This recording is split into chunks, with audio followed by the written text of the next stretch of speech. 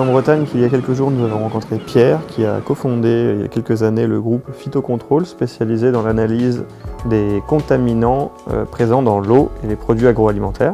Il a travaillé pour l'entreprise quelques années avant de changer de vie. Il s'est pris de passion pour les abeilles qui sont des insectes fascinants.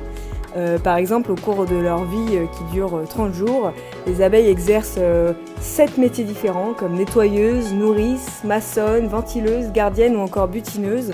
Bref, vous l'aurez deviné, Pierre s'est lancé dans l'apiculture et dans cette interview, on vous propose de découvrir son changement de cap, pas comme les autres.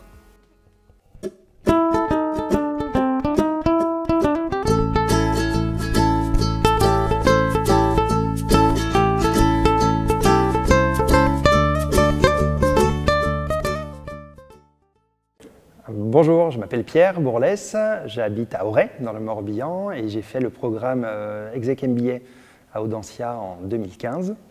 Et aujourd'hui, je suis donc apiculteur à la Mielerie du Loc, qui a démarré en avril de cette année à Auray toujours. J'ai fait une école d'ingénieur agro à Lyon, l'ISARA, je suis sorti en 2004. Et puis, rapidement, j'ai monté ma boîte donc dans les biotech.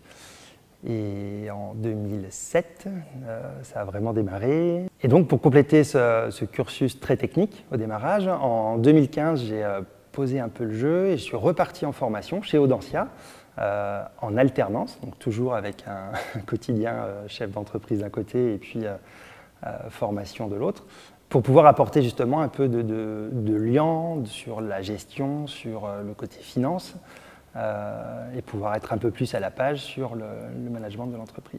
Puis jusqu'à 2021, où l'entreprise a beaucoup grossi, on était 300, on faisait 35 millions d'euros de chiffre, et moi je m'occupais beaucoup du développement à l'international.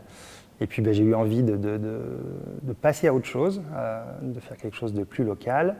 On avait aussi une entente entre nous qui était plus celle du début, donc c'était l'occasion de laisser cette aventure-là, de redémarrer autre chose.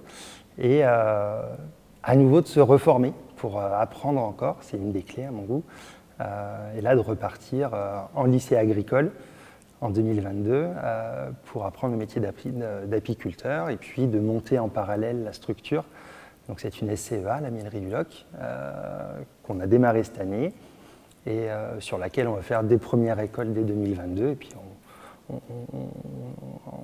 on ira davantage sur un projet demain de 400-500 ruches, toujours localisées sur les bords du golfe du Morbihan, sur les bords de la baie de Quiberon, donc dans des endroits sympas, et puis sur un projet de circuit court et de vente directe pour pouvoir valoriser une production agricole, là où on a un paradigme qui a beaucoup changé entre une société dans les biotech en hypercroissance et puis une activité agricole où là il faut changer son fusil d'épaule, regarder comment on fait de la croissance, de la rentabilité dans ce type d'activité, parce qu'il y a besoin, d'un point de vue réalité économique, d'avoir quelque chose de pérenne de ce côté-là, mais il y a aussi besoin, surtout après un premier parcours comme ça, de donner un sens qui soit plus lié à l'environnement, plus lié à l'agroécologie, plus lié aussi à une agriculture paysanne.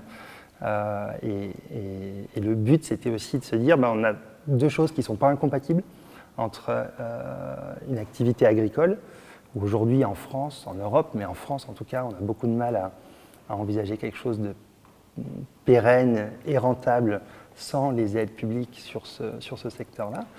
Et là, on a quelque chose à faire en mariant une logique de valorisation et une logique de production en circuit court. Et alors, je le dis souvent sur des miels locaux, tracés et sains. Au début d'année, j'ai choisi de m'orienter sur cette activité apicole parce qu'on avait la réunion ici de plusieurs éléments qui me tenaient à cœur, à la fois le passé de mon entreprise précédente où on avait une expertise forte sur la traçabilité, la volonté de s'orienter aussi sur une activité agroécologique liée à l'environnement, mettre le nez dehors et un peu moins dans l'avion. Et puis, sur ce qu'on avait vu ces dernières années, sur les problématiques de traçabilité, c'est vrai qu'on a Eh bien, la filière miel qui a été énormément montrée du doigt, alors qu'on a la possibilité de faire en France, et il y a le besoin en plus de faire en France une production de miel qui soit plus forte, plus importante. Les principales origines du miel qu'on achète dans les circuits de grande distribution ou même sur des marchés sont des miels d'Argentine, d'Ukraine, d'Espagne, de Chine. Ce sont les gros pays producteurs. Aujourd'hui, on produit un pouillème de ce qu'on consomme. Et sur tout ce qu'on consomme, sur tout ce qu'on importe, on a aujourd'hui des vraies problématiques d'authenticité du miel, avec des produits adultérés, avec différents sirops de glucose, où on a vu suffisamment de reportages sur des productions de miel ou de faux miel chinois. Aujourd'hui, c'est vrai qu'on a besoin d'avoir confiance dans ce qu'on achète, dans l'agroalimentaire au sens large. Et on a tout ce qu'il faut pour aujourd'hui mettre sur le marché des miels, ce qu'on disait tout à l'heure, tracés. Et Dieu sait que c'est important, sains. Et on arrive aujourd'hui à avoir des pratiques, des itinéraires techniques, des pratiques apicoles qui tiennent la route sur ce volet-là. Et pour ça, j'ai fait avec la formation actuelle une pratique au Rucher Conservatoire à Belle-Île-en-Mer. Et là, on est sur un circuit bio, circuit court, sur un petit dimensionnement d'exploitation, mais avec un couple qui tient l'exploitation, qui s'en sort très bien et qui fait des produits de très grande qualité, avec à la fois un rythme de vie, un rythme de production et un rapport à la nature où eux se retrouvent très en phase sur ces trois domaines-là.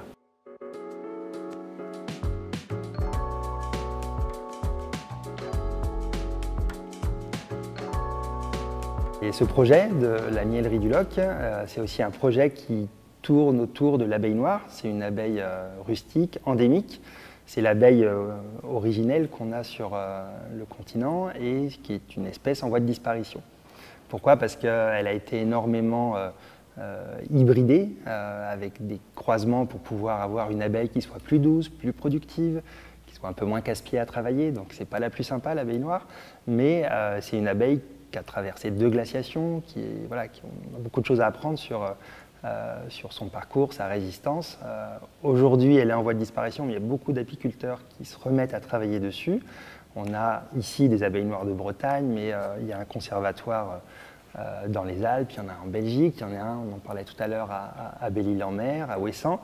Donc on a ces démarches de conservatoire qui se remettent en place. Moi, je travaille sur un conservatoire cette année, et l'idée, c'est vraiment de pouvoir promouvoir une production, je disais, locale et saine, mais aussi de remettre sur le devant de la scène une espèce en voie de disparition qui a en elle-même les cartes pour pouvoir résister au changement climatique et qui, à mon sens, est une des clés pour pouvoir sortir de l'ornière sur la production apicole en France.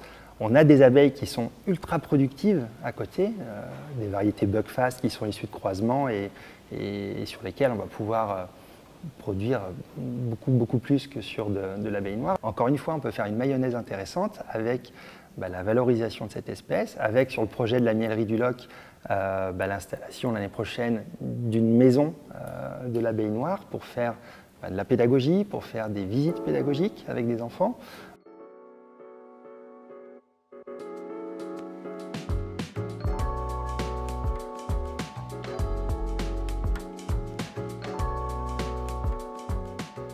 Et sur ce type de projet, quand on s'intéresse à l'agroécologie, quand on s'intéresse peut-être à une orientation à un moment de sa carrière, on va croiser des gens qui sont inspirants. Ça a été mon cas et ça a été ultra salutaire. Et puis, on va pouvoir aussi voir d'autres points de vue sur des médias, sur des films. Et il y en a un en particulier qui a été très éclairant, My Little Biggest Farm. En fait, il a été pour moi à l'origine du projet de Mielerie et sur la Mielerie du Loc, de mieleries partagées avec les autres apiculteurs de la région.